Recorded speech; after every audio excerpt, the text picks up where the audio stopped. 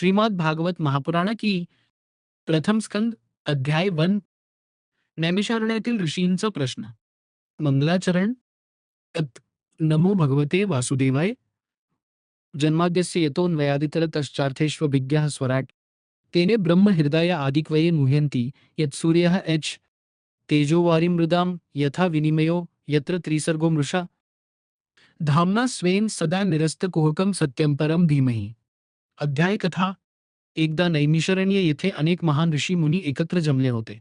तेथे प्रमुख ऋषी शौनक ऋषी यांच्या नेतृत्वाखाली 1000 वर्षांचे यज्ञ सुरू होते. त्यावेळी महान ज्ञानी सुता गोस्वामी तेथे आले. सर्व ऋषींनी त्यांचे आदराने स्वागत केले आणि धर्म, कलियुग व भगवानांच्या लीलांविषयी प्रश्न विचारले. ऋषींनी विचारले, कलियुगात लोकांचे कल्याण कशाने होईल? भगवान लॉर्ड कृष्ण पृथ्वीवरून गेल्यानंतर धर्म कुठे गेला? सर्व शास्त्रांचा सार काय आहे? मनुष्याने कोणते कर्म केल्याने मोक्ष प्राप्त होतो? सूतजींचे उत्तर. सूतजी म्हणाले, भगवंतांची भक्ती हीच सर्वोच्च साधना आहे. भगवंतांच्या कथा ऐकल्याने मन शुद्ध होते आणि मोक्ष प्राप्त होतो. ते पुढे म्हणाले, धर्म प्रोज्जितके त्वोत्र परमो निर्मत्सराणा सताम वेद्यम वास्तवमत्र वस्तू शिवदम तापत्रयोन्मूलनम द अर्थ. या भागवत पुराणात कपटयुक्त धर्म नाही. हे ग्रंथ परम सत्य सांगणारे असून 3 प्रकारच्या दुःखांचा नाश करणारे आहे. भगवान श्रीकृष्णांचे महत्त्व. सूतजी म्हणाले, भगवान श्रीकृष्ण हेच परम सत्य आहेत. त्यांच्या नामस्मरणाने सर्व पाप नष्ट होतात.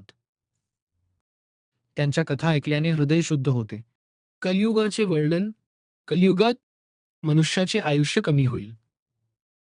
लोक दुःखी व चिंताग्रस्त राहतील. धर्म कमी होईल. लोभ व पाप वाढेल. अशा काळात भगवंतांचे नामस्मरण हाच सर्वोत्तम मार्ग आहे. अध्यायाचा संदेश. भगवंतांच्या भक्तीतच खरे सुख आहे. भागवत श्रवणाने मन शांत होते. कलियुगात नामस्मरण अत्यंत महत्वाचे आहे. और प्रसिद्ध श्लोक. सवे पुंसां परो धर्मो यतो भक्तिर्धोक्षजे अहेतुक्य प्रत्यता या आत्मा सुप्रसिद्धती. अर्थ. जो धर्म भगवानावरील निष्काम भक्ती निर्माण करतो तोच श्रेष्ठ धर्म आहे. इति श्रीमद् भागवते महापुराणे प्रथम स्कंदे प्रथमोध्यायः समाप्तः.